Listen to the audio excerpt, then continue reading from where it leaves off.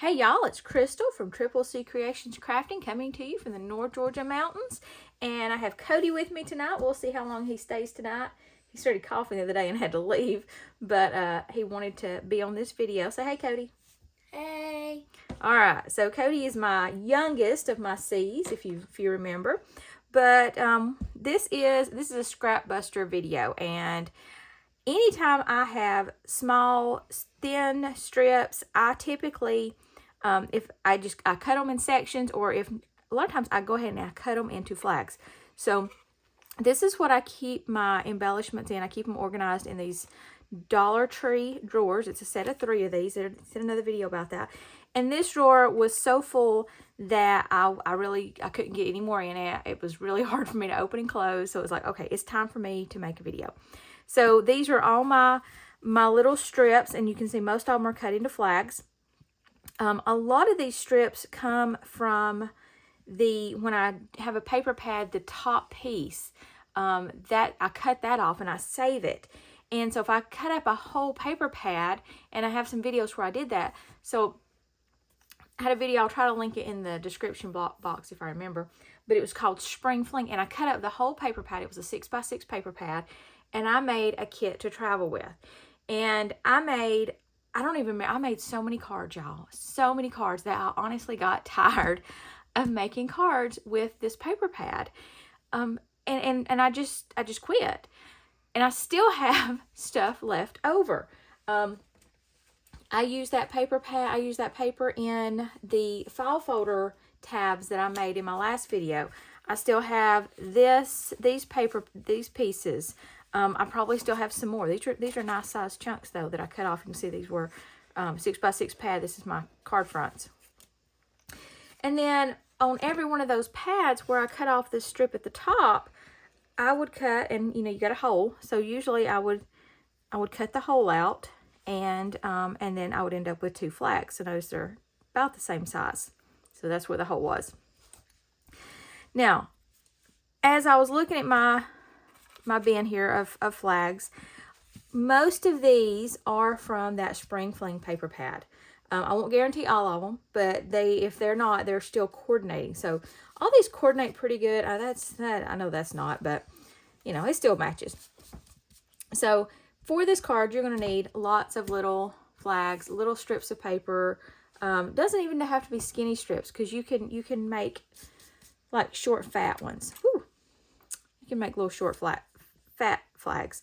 But so if you've got scraps left from a project you've done, or like I said, that piece at the top, you got those, because it's pretty paper. I do love this paper. I just got tired of working with it and had to step away, and now I'm back. So I have all those. You also need a longer strip, and I cut this from one of my, remember I said I had all these left over. You need a strip that is going to be either the length or the width of your card, however you're going to orient it. Okay, so you need one of those. And I also have a sentiment and just a little embellishment that kind of match everything. And these are, I think this is from the same paper pad. Yeah, it's that paper.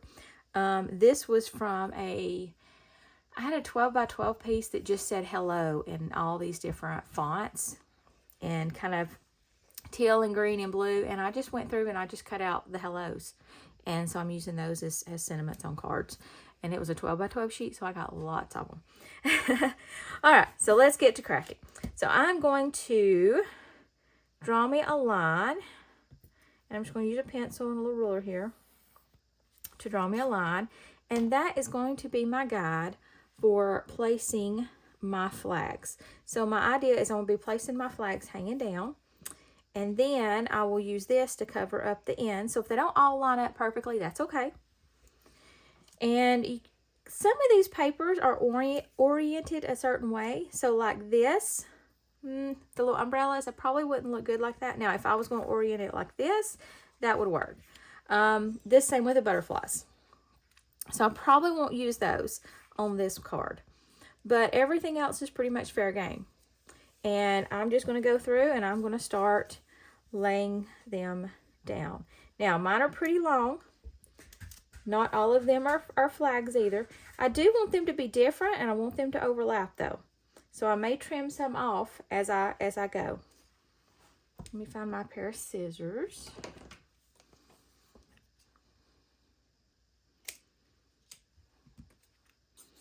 And I'm just going to, now you do not have to work one end to the other, but I'm going to. Now I have, not all of these are the little strips at the top. Some of these are just literally scraps left over, so they're different widths. So that one's that one's wider. So I'm going to go through and I'm going to, like I said, just cut off different lengths. If they're not flags, I'm going to snip the tail of them. I don't have to use a punch or anything.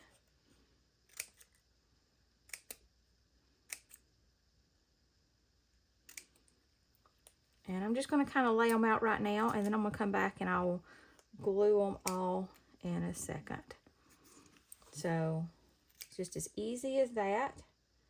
And like I said, this is a good way to use up a lot of scraps. If you've chopped up a paper pad, you probably have lots of strips left. Or maybe not strips, but pieces you could cut into strips.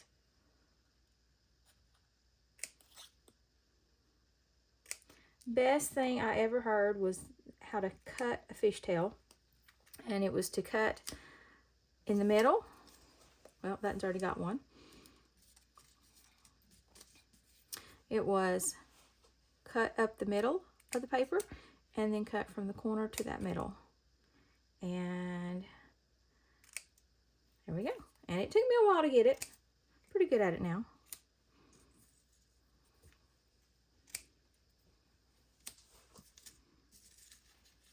See the rubber boots? Those are really cute, but they're not oriented for this one. They're sideways. Yep. There's another flag. I'm going to cut that one off a little bit. I hate to cut that little sunflower looking thing off.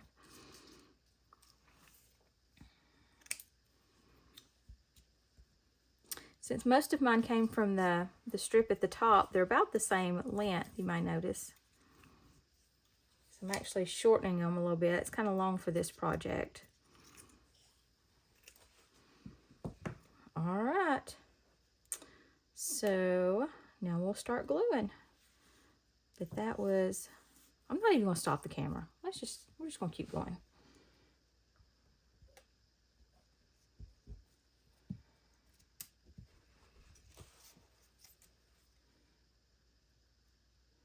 Now remember, at the top, they do not have to hit that line because I have a piece that's going to line up over it. It's not a good use of glue because it doesn't come all the way down to the end.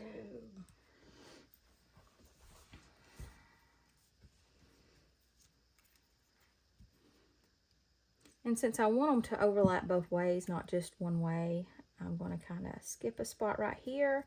And then I'm going to come back with this wider one, so it'll overlap both of those. Then it would look actually better, wouldn't it? Do you think it will, Cody? Yeah. At least with your crafting skills. I got a question. What? What is that? That has like no... It is. It's kind of like a piece of record book, and it was different kinds of seeds. Okay, because I was like, why is there like a blank piece of paper on both sides? Yeah, it actually says like late January, mid-January. So with the seeds that it was with, it was like told when the best time to plant the seeds. Oh. And it was in a card pack that had, it also had some pieces that looked like, I'm going to trim that one just a little bit shorter, that looked like seed packets. So I've got just a few little scraps over here, not a lot. I'm not going to save those either. I'm not one of those.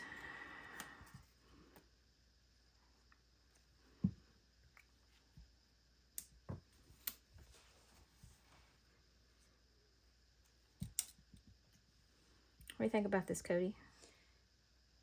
I think that's good. Think it's good? Yeah. I'm going to leave that one off a little bit because I think my strip at the end may be just a tad shorter than my card, and so I may actually trim a little bit off of my card. This is just a standard A2 size card front.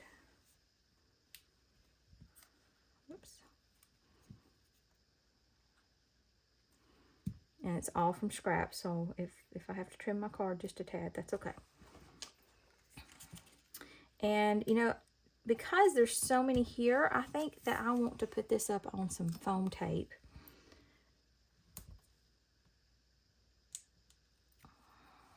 This is the Dollar Tree foam tape.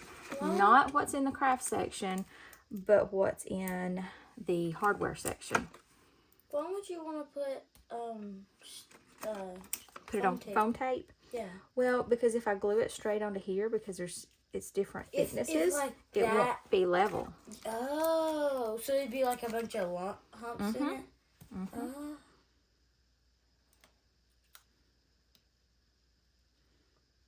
You want to pick up these trash and put my little trash mug here, my little owl. It actually matches this paper scheme too. This was that Spring Fling. I couldn't remember. I don't remember who produced it. Oh.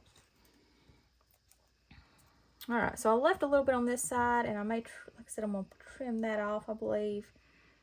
So I'm gonna line it up all the way to the left. Yep. Get my little paper cutter over here. I may have to pop this guard off. Oh, it worked.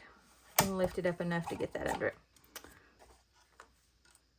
Just a tad shaved off there. And then we'll put our little embellishment on it. And I'm not going to pop it up anymore because we've already got one thing popped up.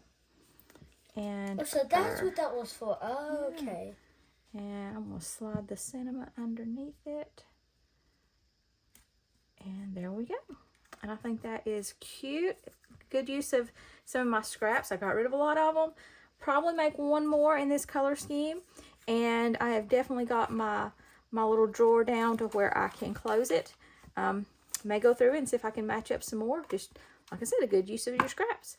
So I hope you liked this video. If you did, make sure to give it a big thumbs up. Hopefully it was a quick one. And if you've not subscribed, make sure you subscribe. I'm almost to that 500 mark, so I'm really excited about that. And I will try to post the video of cutting up this original paper pad. And I think I have one maybe of some card packs that I had made with all that. But gorgeous paper pad, small, 6x6, but I have used it so much, so much. Until next time, see you later. All right, I just have to throw in this little bonus video. I did a Temu haul and I got this little vacuum cleaner, and this is a great project to use it because I end up with all these little pieces left, and I just used my little vacuum cleaner, and look at that, it picks them all up. It is a great time saver, so definitely recommend one of these if you hadn't got it. I use it multiple times a day. See ya.